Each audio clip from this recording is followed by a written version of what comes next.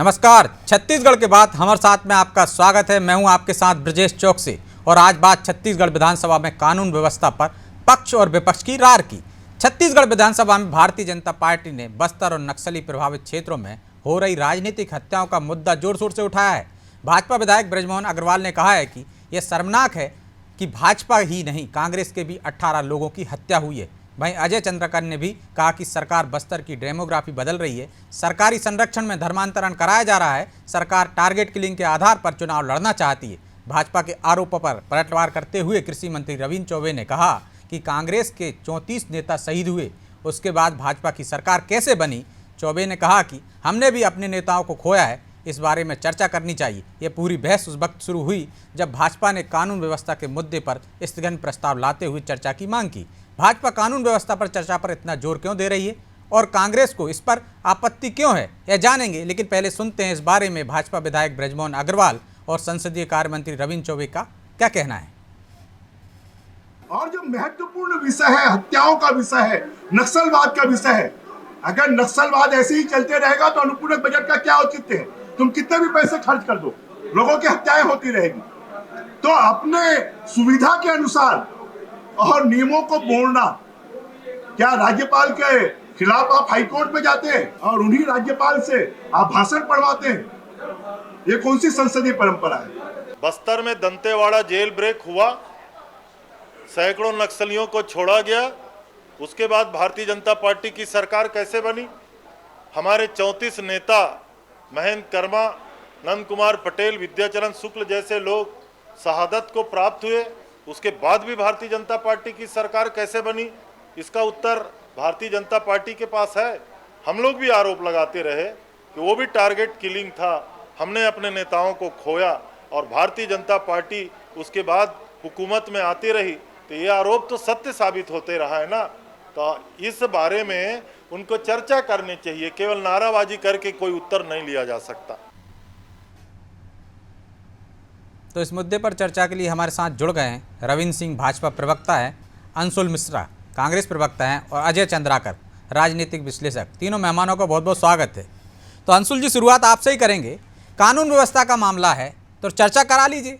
आप तो कह रहे हैं कि टारगेट किलिंग तब की बात कर रहे हैं जब आपके 34 नेता शहादत हो गई थी जिनकी नक्सलियों ने मारा था। तो क्या जो बस्तर में जेल ब्रेक हुआ था वो बीजेपी ने करवाया था और आप तो अब सरकार में जांच करा लेते कि टारगेट किलिंग थी तो कार्रवाई करते। नहीं, जांच करा लेते और जांच हमने कराई है और जिम्मेदारी के साथ कराई है और समय समय पर हम सबसे पहले तो जांच कराते रहते हैं।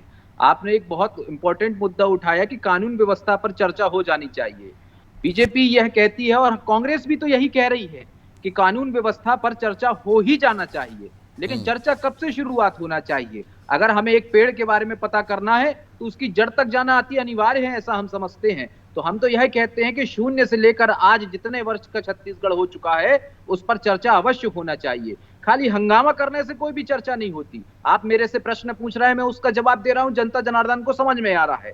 लेकिन बीजेपी के शीर्ष नेतृत्व को यह बात क्यों समझ में नहीं आती। हम स्वयं यह साक्षी मानते हुए कहते हैं कि आप आइए, सदन में बैठिए, सदन की नियमों का पालन करिए, साथ में चर्चा करिए, निष्कर्ष निकालिए और जनता जनार्दन तक पहुंचाइए। लेकिन उनको चर्चा बस तो ही नहीं करनी है ना, समस्या तो यही है। और तो जनता प्रस्ताव स्वीकार कर लेते, चर्चा के लिए सहमति दे देते कि हाँ चर्चा करने के लिए तैयार है, चर्चा शुरू करा देते। तो हर शायद महोदय आपने वह वीडियो नहीं देखा है, मैं आपको बता देना चाहता हूं।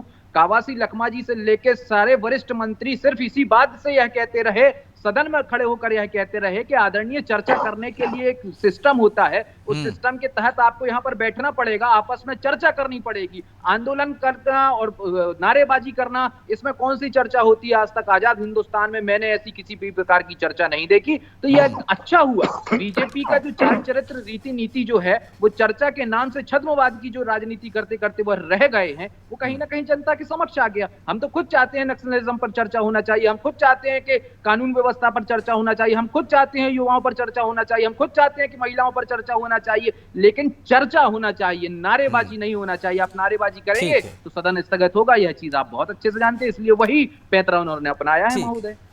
तो रविंद्र जी, हंगामा करना सिर्फ मकसद है आपका, चर्चा कराना नहीं चाहते आप भी, या चर्चा नहीं करना होने देना चाहते इसलिए हंगामा कर रहे हैं?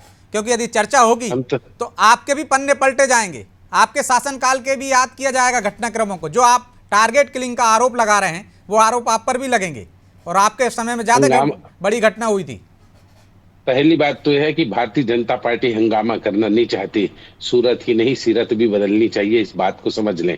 विधानसभा है, विधानसभा में चर्चा तो होगी। स्थगन प्रस्ताव के लिए जब हम स्थगन ला रहे हैं तो क्यों कांग्रेस स्थगन से भाग रही है? जब स्थगन प्रस्ताव स्वीकार होगा तो चर्चा भी होगा, और जब स्थगन प्रस्ताव स्वीकार नहीं होगा तो हंगामा भी करेंगे और नारेबाजी भी करेंगे। हमारा संवैधानिक अधिकार है, आप हमको हमारी बातों से दबाओगे तो विधानसभा में हम ये करेंगे। और रही बात, जैसे अंशुल जी बोल रहे हैं कि पुरानी बातों को भी खोद के निकालेंगे, अरे निकालिए, किसने रोका है आपको? मेरे को तो इस सरकार पे बड़ा अफसोस होता है जब ये कहते हैं कि हमारे भी तो 14 लोग मारे गए। आप कब तक 4.5 साल यही तो किए, आरोप लगाते रहे। मैं बताऊं, अभी 1.5 घंटे वो आदमी गुड़ियारी में लेके एक लड़की के सर के बाल को पकड़ के गंडा से मार के चलता रहा। रायपुर में कानून व्यवस्था की स्थिति है कि उसको रोकने वाला कोई नहीं था। 2 घंटे पुलिस नहीं आई। महिला लोग पुलिस के सामने मतलब हत्या कर रही है। हमारे 4 कार्यकर्ता मारे गए।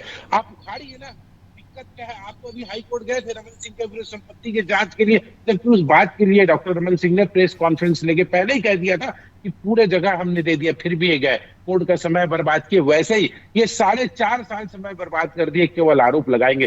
कानून व्यवस्था की स्थिति कभी इतनी खराब नहीं हुई थी। एनसीआरबी की रिपोर्ट देख लीजिए, पिछले बार क्या होगा। मेरे को तो अफसोस है, मैं सोचता हूं कि अगली बार एनसीआरबी की रिपोर्ट आएगी तो छत्तीसगढ़ की क्या उल्लेखनीय सफलता होगी मालूम? यही होगा कि ये शांति का जो टापू था, गढ़ था, अब अपराध का गढ़ बन गया है। 3 दिन में 3 हत्या रायपुर में, 3 दिन में 3 हत्या राजनांदगांव में। ऐसा हमने इतिहास में कभी नहीं देखा। हमारे कार्यकर्ताओं को टारगेट किलिंग करके मारते रहे, हम प्रदर्शन करते रहे। और मजे की बात, कल सूरजपुर में फिर हमारे मंडल अध्यक्ष को मार दिया गया, टांग को तोड़ दिया गया। रेत माफिया किसके संरक्षण में? भूपेश बघेल की सरकार की संरक्षण में। एक चीज कह रहा हूं, जब ये सरकार जो है, एक एसपी जो होता है एक जिले में 6 महीने से ज्यादा पदस्थ नहीं रहता, 6 महीने बाद उसकी वापसी हो जाती क्योंकि वो पैसा नहीं दे पाता। इन्होंने कोई उद्योग खोला हो ना खोला हो, लेकिन ट्रांसफर उद्योग जरूर खोला है। एसपी की एक सफलता यह है कि मैं 6 महीने किसी जिले में पोस्टिंग रह गया, ये उसकी सफलता है। और जब एसपी 6 महीने से ज्यादा नहीं रहेंगे तो कानून व्यवस्था क्यों नहीं बिगड़ेगी? इन्हें कम से कम इतना तो कर लेना चाहिए। तो अंशुल जी, राजधानी में तक लोग सुरक्षित नहीं है और एक दिन में 3 बीजेपी नेताओं की हत्या हो रही है, तो ये तो टारगेट किलिंग नहीं है तो और क्या है? और 6 महीने में तो आप एसपी बदल देते हैं। सटीक जवाब दीजिए, फिर मैं अजय जी के पास जाऊंगा।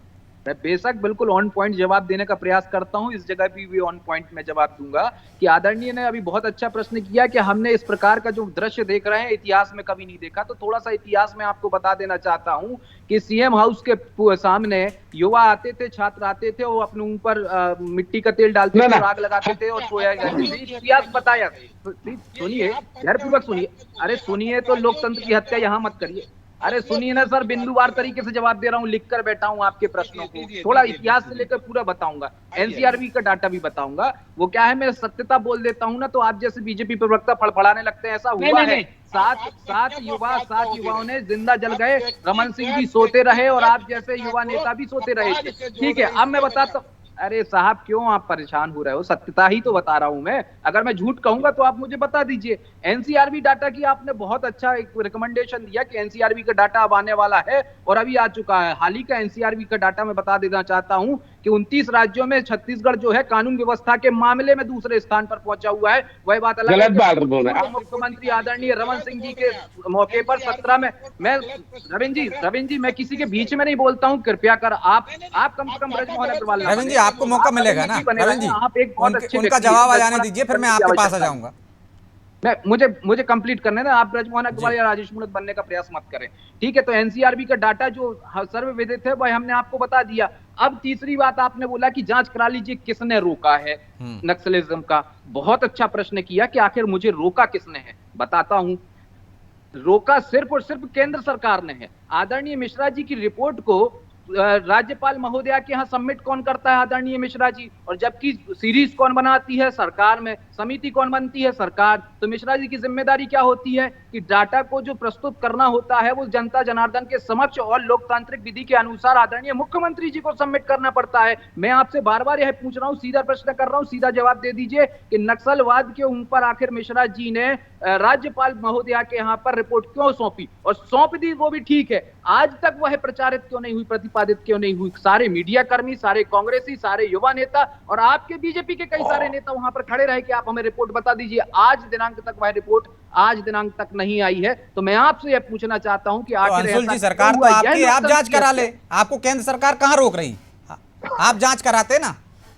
हमने जो एसआईटी का महोदय हम गठन करते हैं, जो हम जांच करते हैं, उसी में तो केंद्र सरकार अड़ंगा लगा देती है। हम तो यह खुद चाहते हैं कि जांच होना चाहिए और निष्पक्ष जांच होना चाहिए। हमने कम से कम 4 कमेटियां 4-4 बार बनवा चुके हैं महोदय, लेकिन समस्या क्या आ जाती है, जो दिल्ली में मोटा भाई बैठे होते हैं, तब उनकी जब नींद उड़ जाती है तो वह जो कमेटी की रिपोर्ट आती है वो हमको ना देते हुए, क्योंकि हम तो कानून व्यवस्था से चलते हैं, उसी संविधान और कानून को तोड़ते हुए वो रिपोर्ट को वो ले जाते हैं, और आज दिनांक तक वह रिपोर्ट नहीं आई। और एक प्रश्न आपने किया कि आपने छत्तीसगढ़ की जितनी समस्याएं हैं वो आपने उंगलियों पे गिनाने का प्रयास किया। समूलियत में आप भी रहते हैं महोदय, आप विपक्ष की भूमिका में है महोदय, आपने रेत माफिया का, कोल माफिया का, सभी माफिया का नाम तो गिना दिया महोदय। लेकिन मैं आपसे यह पूछना चाहता हूं कि महोदय आप मुझे बताइए, क्या आपका संगठन इतना लचर हो चुका है कि आप मजबूत विपक्ष की भूमिका नहीं निभा रहे हैं? ठीक है, आप पिछले 4.5 वर्षों से कितने बार जमीन पर आए हैं? कांग्रेस को ये जवाब ले लेंगे उनसे, लेकिन अजय जी को भी चर्चा में शामिल कर लेते हैं।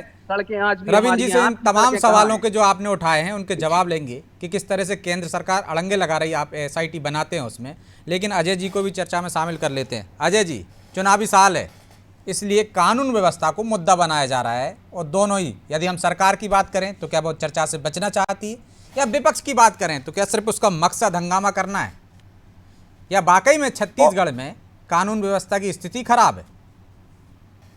बहुत बढ़िया प्रश्न है ब्रजेश जी आपका।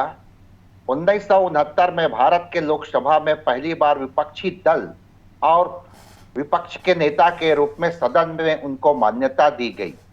उस समय भारत की राजनीति थी, चाहे स्टैंडिंग कमेटी की बात हो या फिर अक्सर सत्र बड़ा हुआ करते थे और सारगर्भित चर्चा होती थी।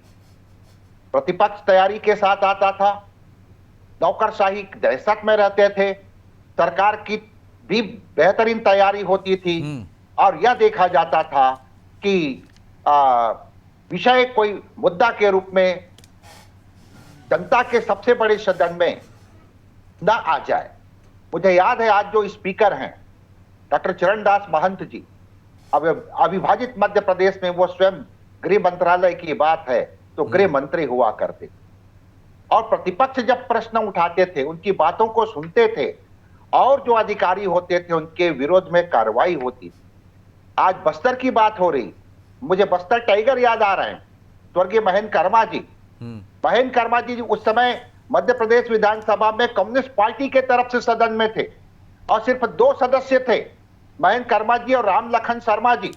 उनके भी बातों को, संख्या भले कम थी लेकिन सरकार सुनती थी। हम वो भी देखे हैं जब राजीव गांधी जी एक प्रेस कॉन्फ्रेंस में एक ब्यूरोक्रेसी के ऊपर आरोप लगा, कैसे उनको तुरंत सस्पेंड किए। मैडम इंदिरा गांधी कमलापति त्रिपाठी जी के साथ जो आरोप लगा, क्या तुरंत कैसे कार्रवाई की। लेकिन आज क्या है, प्रतिपक्ष यह मान करके चलता है कि सरकार मेरी बात सुनेगी ही नहीं। ऐसी भावना क्यों आ रही? इसके लिए नेता प्रतिपक्ष, संसदीय मंत्री, स्पीकर, सदन के नेता, ये सब आपस में बढ़िया चर्चा कर लें। और ये आज जो विषय आप उठाए हैं ब्रजेश जी, ये तो छत्तीसगढ़, मतलब मैं तो कहता हूं राजा भंजदेव जी जब थे उसके महल में पहली बार गोलीकांड हुआ, वहां वो एक्चुअली अप्रत्यक्ष रूप से पहली नक्सली घटना थी छत्तीसगढ़ में। ये लंबा दौर है। मुझे फैज अहमद फैज का वो शेर याद आता है, खून के धब्बे धुलेंगे ना जाने कितनी बरसातों के बाद। तो यहां पर मूल बात यह है, हम देवजी भाई पटेल को भी देखें कि वो अपने ही सरकार को घेरा करते थे। तो यहां चाहे सत्ताधारी दल के विधायक हो या फिर विरोधी पार्टी के, वो अपने क्षेत्र को बिलोंग कर रहे हैं। तो अजय जी, इसके लिए दोनों ही दल जिम्मेदार हैं, सत्ता पक्ष भी जिम्मेदार है और विपक्ष भी जिम्मेदार है। रविंद्र जी, सियासी प्लेटफॉर्म की तरह इस्तेमाल किया जाता है सदन को आजकल, कि वहां से सिर्फ मैसेज दे दो, अपनी सियासी रोटियां सेक लो। आप मजबूर नहीं कर पाते हैं, आप सरकार से समन्वय नहीं बना पाते हैं कि चर्चा की जाए, जो मुद्दे हैं वहाँ के असल मुद्दे हैं, जो समस्या है उन पर बात की जाए। सिर्फ हंगामा करते हैं, एक मैसेज देते हैं कि सरकार सुन नहीं रही। नहीं, हम तो 14 लोग हैं, फिर भी 14 लोग की जितनी ताकत होती है विपक्ष अपनी सकारात्मक भूमिका निभाती है। ये सरकार तानाशाही और निरंकुश हो चुकी है, उसे लगता है कि उसकी संख्या बल बहुत ज्यादा है, इसलिए वो बात करना नहीं चाहती। हम तो बात करना चाहते हैं, इसलिए स्थगन प्रस्ताव ला रहे हैं ना, और विपक्ष अपनी पूरी ताकत से लड़ती है। रही बात अंशुल जी की बात को, मैं बोल रहा हूं कि वो बोल रहे थे मिश्रा आयोग की रिपोर्ट। अरे मिश्रा आयोग ने तो अपनी रिपोर्ट दे दी है। क्यों दे दिया है मिश्रा आयोग ने रिपोर्ट? क्योंकि वो वहां के चीफ राज्यपाल को दिए हैं, गवर्नर को दिए हैं। राज्यपाल भी विधानसभा का एक अंग होता है। सुन लीजिए अंशुल जी, आप मुझे समझाइश दे रहे थे, बीच में नहीं बोलिए, आप मत बोलिए प्लीज, मैं कंक्लूड कर रहा हूँ। जब मिश्रा आयोग ने अपनी रिपोर्ट दे दी राज्यपाल को, और राज्यपाल भी विधानमंडल का एक हिस्सा होता है, सरकार आज तक उसको सार्वजनिक क्यों नहीं की? उसे विधानसभा के पटल पर रखवाने की जिम्मेदारी विपक्ष की नहीं, सरकार की है। दूसरी बात, आपने नए आयोग का गठन क्यों किया? न्यायिक आयोग को क्या उस न्याय पे भरोसा नहीं था जो मिश्रा आयोग ने रिपोर्ट किया था, जांच दिया था उसका? रमन सिंह ने कहा विधानसभा में नक्सली मामले पे सीबीआई का, क्या बोले? अभी न्यायिक आयोग का गठन है, न्यायिक आयोग जांच कर रही है, एनआईए ने जांच कर रही है, हम सीबीआई की नहीं करेंगे। अभी आप उसी जगह एनआईए, वो तो कह रहे हैं कि आपके मोटा भाई है ना, अड़ंगा लगवा रहे हैं उसमें, जो भी जांच करते हैं अड़ंगा लगा देती केंद्र सरकार आपकी। ब्रजेश जी, पहले तो लोकतंत्र में इस तरह के शब्दों का एक गृह मंत्री के लिए मोटा भाई और छोटा भाई इस तरह शब्दों मैंने मोटा भाई कहा, इन मोटा भाई को गृह मंत्री से जोड़ दिया, मतलब ये जानते हैं कि मोटा भाई आखिर कौन है। ठीक है भैया, धन्यवाद। रविंद्र जी, आपकी आवाज नहीं आ रही, आपका स्पीकर दूर हो गया शायद, देखिए आप। अच्छा, नहीं मेरे को लग रहा था आवाज आ रही है, आपकी आवाज क्लियर आ रही है। मैं कह रहा हूं लोकतंत्र में किसी भी पद के लिए पद आते हैं और जाते हैं, सम्मान पूर्वक बात करना चाहिए। कांग्रेस शायद लगता है निराशा में इतनी डूब गई है कि वो कुछ भी बात कर। और रही बात गठन की बात कर रहे हैं ना, क्योंकि न्यायिक एनआईए का रिपोर्ट आ चुका था, इसलिए हाई कोर्ट में भी इनको एसआईटी को रोका गया। क्यों एसआईटी की रिपोर्ट को सार्वजनिक नहीं करते? उसके तो पहले इन्होंने सदस्यों का नाम नहीं बताया था, और आज 4.5 साल हो गए इनकी सरकार थी। भूपेश बघेल बोलते थे मैं जेब में लेके घूम रहा हूँ सबूत। अरे यार तो सबूत है कहाँ? आप प्रस्तुत क्यों नहीं करते? आप में दम है, क्या कहते हैं, जो वहां पर। ठीक है, आपकी आवाज में कुछ डिस्टरबेंस है रविंद्र जी, रुक कर आ रही है। अंशुल जी, आप तो कहते थे कि सबूत जेब में लेके घूम रहे हैं, तो सबूत पेश कर दीजिए। और हर चीज में केंद्र का क्या रोना? सरकार है आपकी, अभी केंद्रीय एजेंसी अभी छापा मारती है तो आपको दिक्कत होती है, आप काम नहीं कर रहे हैं तो सीधा रोने लगते हैं कि वो करने नहीं दे रहे हैं। भाई किसने रोका? इतनी कमजोर हो गई बघेल सरकार, 14 लोग आप पे भारी पड़ रहे हैं। उम्दा प्रश्न सर, ये 14 लोग नहीं है, ऊपर में दिल्ली बैठे लोग कितने लोग हैं ये तो हम और आप जानकारी रखते हुए हैं। लेकिन आपने एक बहुत अच्छा प्रश्न किया, रविंद्र जी ने बहुत अच्छा प्रश्न किया कि जेब में रख के हम सबूत घूम रहे हैं, कल चाहे तो सार्वजनिक कर सकते हैं। हाँ, हम सार्वजनिक कर सकते हैं, तो फिर ब्लैकमेल क्यों कर रहे हो? दे दो, सामने कर दो। ये सरकार का काम सबूत रख के घूमना थोड़ी नहीं है, उसी बात का कार्रवाई करना है। रविंद्र जी उसी का जवाब दे रहा हूं, धैर्य पूर्वक सुनिए। क्यों नहीं कर रहे? रीजन तो समझिए। हम सिर्फ इसलिए नहीं कर रहे क्योंकि हम लोकतंत्र को मानते हैं, हम सिर्फ इसलिए नहीं कर रहे क्योंकि हम संविधान और कानून व्यवस्था को मानते हैं। हम यह चाहते हैं कि भले हमारे अपने चले गए लेकिन कानून जिंदा रहना चाहिए। इसलिए हम सिर्फ यह चाहते हैं कि कानून व्यवस्था के अनुसार अगर रिजल्ट निकल कर आएगा तो हिंदुस्तान की जमहूरियत को, लोगों को, युवाओं को, उस जमहूरियत को, कानून व्यवस्था पर भरोसा आएगा। एक बात। तो अंशुल जी, यदि कोई ने गलत किया है, आप उसकी सार्वजनिक नहीं करेंगे, उस पर कार्रवाई नहीं करेंगे, तो आपकी सरकार पे लोग भरोसा कैसे करेंगे? वो तो वैसा ही हुआ, हम में सब नंगे हैं कि उनकी गलतियां आप छिपा रहे हैं, आपकी वो छिपा जाते हैं। नहीं सर, हमारी सरकार पर लोगों को पूरा भरोसा है, इसलिए आज वो 14 बचे और हम कितने हो चुके हैं ये दुनिया को सब पता है। अभी रविंद्र जी ने एक प्रश्न बहुत अच्छे से उठाया कि किसी भी नेता को सम्मान पूर्वक जवाब देना चाहिए, तो रविंद्र जी को ये नहीं पता है कि मोटा भाई का मतलब गुजराती में बड़ा भाई होता है। मैंने तो बड़ा भाई कहा था, उन्हें बड़ी समस्या हो गई थी। अब जो ये कहते हैं कि ये कहते हैं, भूतपूर्व मुख्यमंत्री कहते हैं कि सीबीआई जांच होना चाहिए, सदन में ऐसा कहते हैं, और जब सरकार इस बात का समर्थन करती है कि हाँ सीबीआई जांच होना चाहिए, एनआईए की रिपोर्ट जो है वो सार्वजनिक होना चाहिए, क्योंकि वह केंद्र सरकार के पास है इसलिए वह सार्वजनिक नहीं हो लेकिन आज तक मुझे यह बता दें कि किसी भी नेता ने इसको लिख कर दिया कि सीबीआई की जांच होना चाहिए। हमारे आदरणीय मुख्यमंत्री जी ने और कम से कम 25 नेताओं ने 50 बार लिख कर दे दिया है कि सीबीआई निष्पक्ष जांच हो जानी चाहिए। एसआईटी का हम जब गठन करते हैं, जब नीति आयोग बनाते हैं, तो उसकी रिपोर्ट रातों रात सबमिट करने के लिए जब टीम आती है तो उसको गायब कर दिया जाता है। छत्तीसगढ़ में यह आलम है महोदय। इसलिए हम कहते हैं कि मोटा भाई बोलते हैं वो कहीं ना कहीं अड़ंगा लगा देते हैं। रवि जी बीच में मत बोलिए, अंशुल जी मत भूलिए, आपको नॉलेज नहीं है। रविंद्र जी मैं आपको बता देता हूँ क्या है समस्या। ये है ना कि बीजेपी के नेताओं ने ना आज तक अपना देश के लिए अंगूठा नहीं कटवाया है। तो कौन कैसे जाता है, अपना वाला जब जाता है तो उस जाने का उन्हें दर्द नहीं है। और दर्द हमें है क्योंकि हमने अपने शीर्ष नेतृत्व को खोया है। इसलिए तो अंशुल जी सीबीआई पे भरोसा तो है ना आपको? यदि जांच होगी तो बाद में कहो आपके सीबीआई तो उनके सारे पे कर दी, क्लीन चिट दे दी, ये कर दी। भरोसा है? हम तो यही कहते हैं कि भरोसा है आप कि नहीं सीबीआई पे? जांच करा लीजिए, और अगर मान लो सीबीआई से कुछ गलती हो जाएगी मोटा भाई के दबाव में तो आंदोलन का रास्ता प्रशस्त है। हम फिर से यही कहते हैं कि संसद तुम्हारी है तो क्या हुआ महोदय, सड़कें आज भी हमारी है। सर हम कांग्रेसी हैं, इनका इतिहास पुराना 30-40 साल का है, हमारा इतिहास। रविंद्र जी 30 सेकंड में जवाब दीजिए कि कहीं ना कहीं आपकी गलतियां कुछ रही होंगी, इसलिए आप सीबीआई जांच की समर्थन नहीं करते हैं, एनआईए की रिपोर्ट को सार्वजनिक नहीं होने देते हैं, सरकार को सौंप दीजिए। तो मंच में राज्यपाल महोदया से कब एनआईए की रिपोर्ट आ गई? भाई साहब ये बता दें कि राज्यपाल महोदया के हाउस से कब एनआईए की रिपोर्ट आ गई? बीजेपी में चली गई होगी साहब, एकात्म परिसर में चली होगी, जनता जनार्दन के सामने नहीं आई। इसे कहते हैं सीरियल किलिंग, इसे कहते हैं। रविंद्र जी मुझे अफसोस होता है। चलिए मैं माफी चाहता हूं, समय की बाध्यता है इसलिए चर्चा को यहीं विराम देना होगा। आप तीनों मेहमानों का बहुत बहुत धन्यवाद।